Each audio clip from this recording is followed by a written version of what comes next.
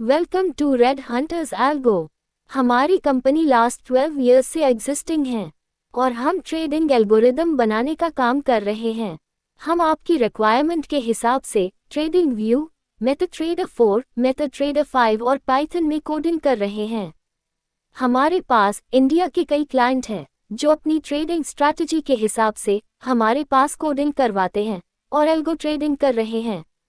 हमारी कंपनी के क्लाइंट की रिक्वायरमेंट के हिसाब से जिस एल्गोरिदम की ज़्यादा डिमांड रहती है उस हिसाब से हमने कुछ फेमस इंडिकेटर और ऑप्शन सेलिंग के लिए auto buy, auto sell trading software Python पर बनाए हैं। आज हम हमारे CI एल्गोरिथम के बारे में बात कर रहे हैं। आज हम रेड हंटर सॉफ्टवेयर में कैसे काम करना है इसके बारे में इंफॉर्मेशन आपको प्रोवाइड करेंगे। इससे पहले कुछ इंपॉर्टेंट इन्फॉर्मेशन समझ ले, जैसे कि ये ट्रेडिंग स्ट्रैटेजी में काम करने के लिए आपका ट्रेडिंग अकाउंट एंजल 1 में होना चाहिए। आप जब ये ट्रेडिंग सॉफ्टवेयर खरीदेंगे तब हमारा सेल्स रिप्रेजेंटेटिव एनीडेस्क के माध्यम से आपके पीसी या वीपीएस में ये सॉफ्टवेयर इंस्टॉल करेगा। हमारी कंपनी के किसी भी सेल्स रिप्रेजेंटेटिव के साथ आपके क्लाइंट आईडी के सिवा कोई और डिटेल शेयर नहीं करनी है और किसी और के साथ भी क्लाइंट आईडी के सिवा कभी कोई और डिटेल शेयर न करें। आपकी सभी डिटेल्स यानी एपीआई की 4 डिजिट पिन, TOTP, ये सब smartapi.angelabroking.com वेबसाइट पर अपना अकाउंट क्रिएट करके ये एपीआई की 4 डिजिट पिन, TOTP आपको मिल जाएगा। अकाउंट कैसे क्रिएट करना है उसका PDF हमारे पास उपलब्ध है और हमारी वेबसाइट पर भी उपलब्ध है। जब आप सॉफ्टवेयर खरीदेंगे उस टाइम आपको शेयर कर देंगे। अब हम आते हैं हमारे सॉफ्टवेयर की स्क्रीन पर। हमारे सॉफ्टवेयर के राइट साइड कॉर्नर में एपीआई की 4 डिजिट पिन और TOTP एंटर करना है, जो सिर्फ एक बार एंटर करना है, उसके बाद वो सॉफ्टवेयर में सेव हो जाएगा। सॉफ्टवेयर में सबसे पहला पैरामीटर है स्क्रिप्ट। वहाँ आपको अपना स्टॉक्स, इंडेक्स या कोमोडिटी का नाम लिखना है, वह चाहे ONGC, Nifty, bank Nifty, crude oil या गोल्ड, जिसमें भी आपको काम करना है वह स्क्रिप्ट का नाम आपको कैपिटल लेटर में ही लिखना है। सेकंड पैरामीटर है क्वांटिटी। यह आपको फ्यूचर और ऑप्शन में काम करना है तो आपको लॉट के हिसाब से क्वांटिटी एंटर करनी है। एग्जाम्पल के लिए अगर आप निफ्टी फ्यूचर में ट्रेड करना चाहते हैं तो क्वांटिटी में 25 एंटर करना है। क्रूड ऑयल में ट्रेड करना चाहते हैं तो क्वांटिटी में 100 एंटर करना है। जितने साइज का लॉट है उतना ही फिगर एंटर करना है। अगर आप इक्विटी में ट्रेड करना चाहते हैं तो आपको अपनी मर्जी के हिसाब से क्वांटिटी एंटर करनी है। थर्ड पैरामीटर है एक्सपायरी डेट। यह आपको फ्यूचर, ऑप्शन, कमोडिटी में काम करना है तो आपको स्क्रिप्ट की सही एक्सपायरी डेट इनपुट करनी है। अगर आप गलत एक्सपायरी डेट एंटर करते हो तो एल्गोरिथम स्टार्ट नहीं होगा। इक्विटी में काम करना चाहते हो तो एक्सपायरी डेट की आवश्यकता नहीं है। आपको दिए गए कैलेंडर में से सही एक्सपायरी डेट पर क्लिक करके डेट सिलेक्ट करें। फोर्थ पैरामीटर है ट्रेड विद ऑप्शन। आपका ये चेक बॉक्स अनेबल है यानी टिक लगा हुआ है तो वह इंस्ट्रूमेंट के ऑप्शन में ट्रेडिंग होगी। यदि चेक बॉक्स डिसेबल है यानी टिक नहीं लगा है तो वह जो स्क्रिप्ट है उसके फ्यूचर में काम होगा या इक्विटी में काम होगा, जो हम आगे एक्सचेंज के पैरामीटर में समझेंगे। फिफ्थ पैरामीटर है स्ट्राइक प्राइस। आपका trade with option check box enable है यानी टिक लगा हुआ है तो वह इंस्ट्रूमेंट के ऑप्शन में ट्रेडिंग होगी। आपको जो भी स्ट्राइक प्राइस के ऑप्शन में ट्रेड करना है वह स्ट्राइक प्राइस एंटर करनी होगी। वही ऑप्शन में हमारा इंडिकेटर प्लॉट हो जाएगा। जब कंडीशन मैच होगी तो ऑटो बाय, ऑटो सेल हमारा सॉफ्टवेयर करेगा। सिक्स्थ पैरामीटर है कॉल ऑप्शन या पुट ऑप्शन। जिसमें आपको काम करना है वह ऑप्शन आपको सिलेक्ट करना है। अगर आपको कॉल ऑप्शन पर काम करना है तो CE पसंद करना है। अगर आपको पुट ऑप्शन पर काम करना है तो आपको PE पसंद करना है। सेवेंथ पैरामीटर है टाइम फ्रेम। इस पैरामीटर के अकॉर्डिंग आप जिस टाइम फ्रेम में काम करना चाहते हैं वही टाइम फ्रेम यहाँ पे एंटर करना है। एग्जाम्पल के तौर पर यदि आप यहाँ 5 लिखेंगे तो एल्गोरिदम 5 मिनट में रन होगा और 5 मिनट के कैंडल क्लोज का इंतजार करेगा और कैंडल क्लोज होने के बाद आपका इंडिकेटर वैल्यू चेक करके एक्शन लेगा।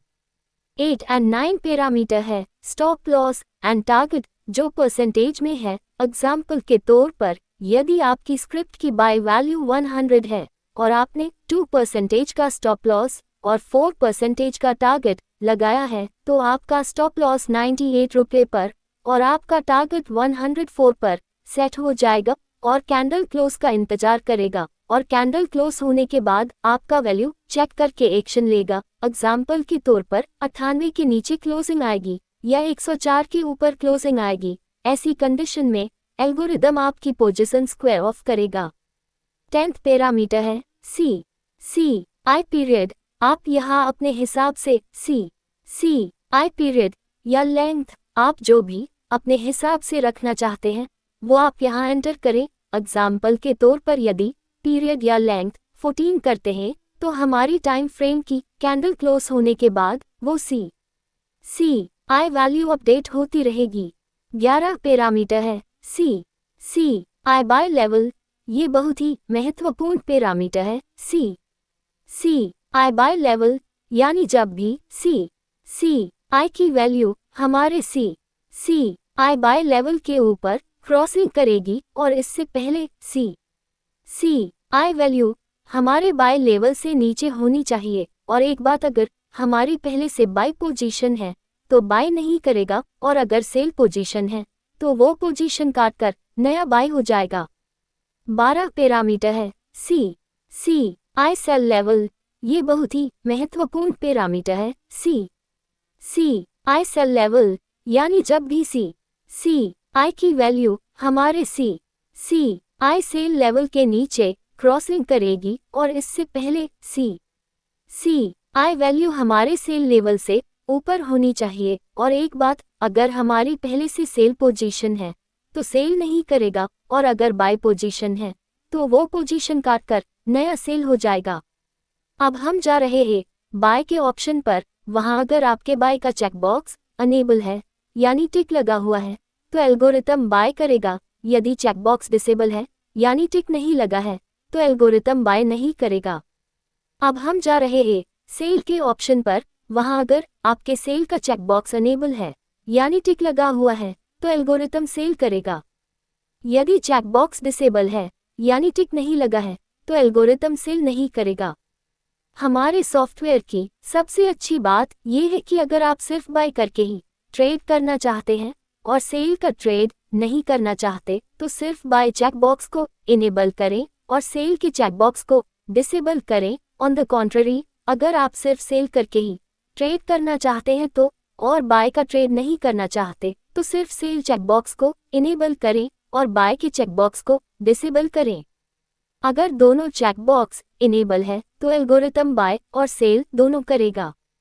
अब हम जा रहे हैं पेपर ट्रेड के ऑप्शन पर। वहां अगर आपके पेपर ट्रेड का चेकबॉक्स इनेबल है यानी टिक लगा हुआ है तो एल्गोरिथम रियल ट्रेड नहीं करेगा और आपके अकाउंट में ट्रेड एग्जीक्यूट नहीं होगा। यदि चेकबॉक्स डिसेबल है यानी टिक नहीं लगा है तो एल्गोरिथम आपके अकाउंट में ट्रेड एग्जीक्यूट करेगा यानी रियल ट्रेड होंगे।